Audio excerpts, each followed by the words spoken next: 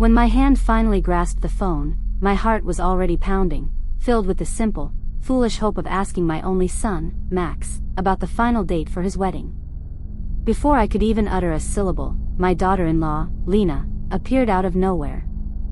She looked me dead in the eye, that chilling, predatory smile painted across her face, and dropped a verbal grenade. "Oh, we got married yesterday. We only invited special people." The 4 words struck me not like ice water, but like a silent, crushing avalanche. Special people. I, Renata Richter, who had for 4 solid years been their silent, tireless provider. I had paid their $800 monthly rent, filled their empty apartment with every stick of furniture, and quietly restocked their refrigerator whenever their own funds ran dry. I was the $50,000 ATM they never had to apologize to.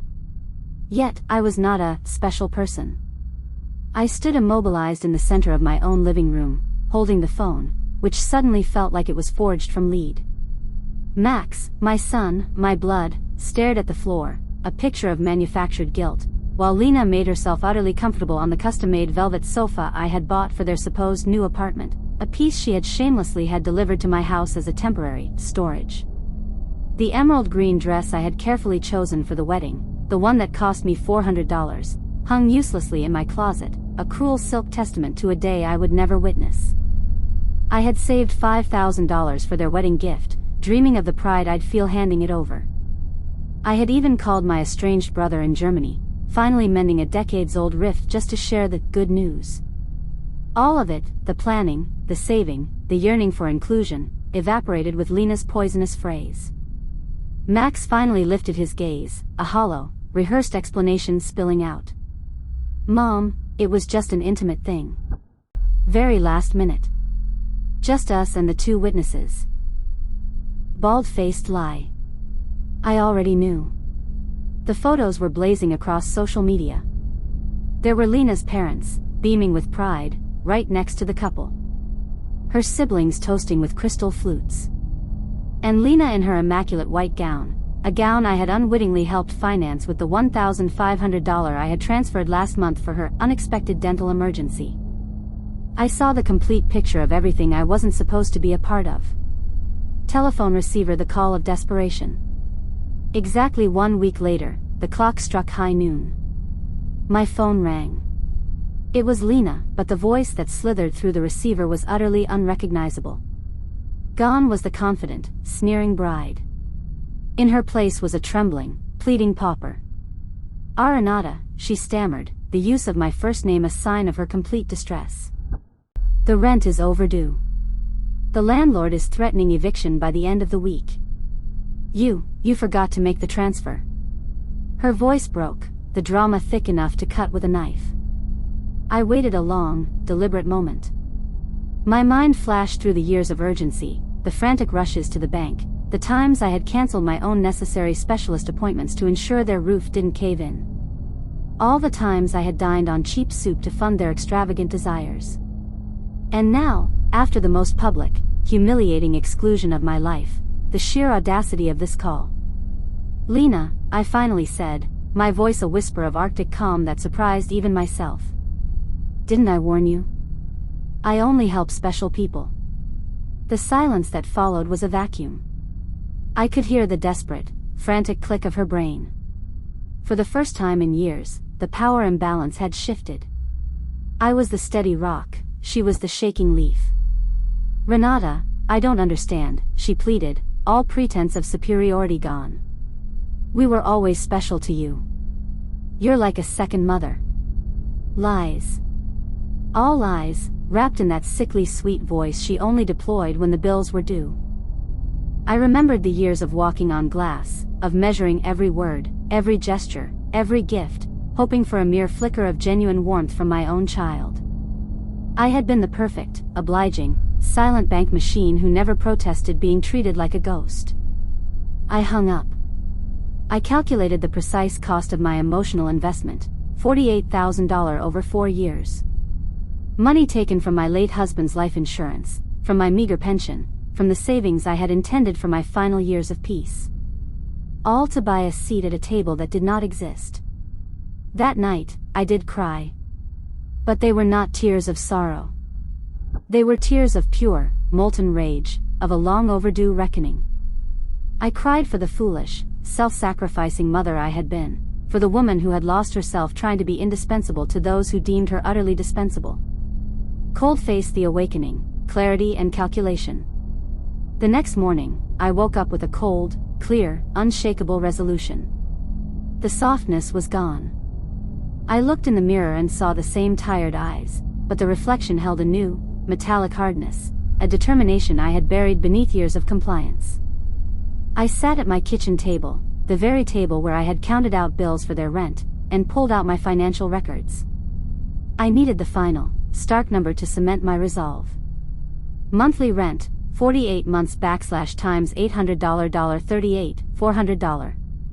Food, utilities, emergencies, approximate, $300 a month $14, $400. Furniture/major gifts, $4, $500. Unpaid car loan, $3, $500. Dental emergency/wedding dress contribution, $1, $500. The grand total of my generosity, my blind, desperate love, $62,300. The phone blared. Max. I let it ring. A minute later, Lena. I let that one ring too. Max sent a text, "Mom, we need to talk. Urgent." I deleted it without a single thought. At the bank, I walked past the line and straight to Mr. Clean, the manager who had processed my transfers for years. He had watched my account steadily drain. "Mr. Clean," I said, my voice unwavering. "I need to cancel every automatic transfer to Max and Lena Richter. Effective immediately. And I want to change all my passwords and security settings. I need complete protection from external access." His concern was real. "Are you certain, Mrs. Richter? Did something happen?"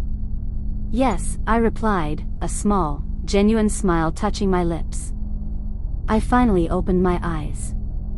Police car light, the final confrontation, lawyers and locksmiths. When I returned home, 3 cars were parked outside my house, Max's, Lena's, and an expensive sedan I didn't recognize. Through the window, I saw movement. They were inside. My blood ran cold, not from fear, but from the violation. I had given them keys, a symbol of the trust they had crushed. I took a deep breath, and stepped into my house for the final curtain. Max was on my sofa, head in hands. Lena was pacing. And an older man in a severe gray suit, Dr. Fisher, was shuffling through my private documents on my dining table. "What is happening here?" My voice was calm, but it cut through the air like a razor. Max jumped up, his face a mask of false concern. "Mom. You finally answered. We were so worried. Dr. Fisher is from the law firm we consulted about your situation." "My situation?" I moved swiftly, gathering my private papers, shoving them into a locked drawer. "I am perfectly fine. The only situation is that you two have an overdue rent payment." Dr. Fisher advanced, an oily hand extended. "Mrs. Richter, I am a family law attorney. Your children are concerned about your mental well-being. Your recent erratic financial behavior, cutting them off without notice, suggests an assessment is necessary." Max chimed in with the ultimate betrayal. "Mom, we think you might be confused. At your age, episodes of financial mismanagement are normal. We are just trying to help protect you." The word "confused" was the key. They weren't here to help me. They were here to have me declared incompetent and seize control of my entire estate. "I am not confused," I stated, the icy resolve in my voice silencing them all. "I am clearer than I have been in years. And you will all leave my house. Now."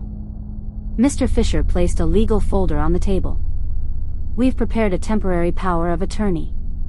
This would allow Max and Lena to manage your finances more efficiently until you feel better." I took the folder. Without opening it, I tossed it with theatrical grace directly into the nearest trash can. Lena's carefully controlled facade shattered. She began to wail, but it was the sound of a spoiled child denied a toy. "You can't do this, Renata. We counted on you. We made plans based on your support." "Plans based on my money," I corrected, a cold, hard truth. "Not my presence, not my well-being, just my money. And now that I have decided to spend my money on my own life, I am suddenly a confused old woman." As they moved toward the door, their wounded dignity immense, Max turned for one last threat. "Mom, this will end badly for you. You'll be alone when you need help." "Max," I said, the finality of my decision settling over me like a heavy velvet cloak. "I am already alone.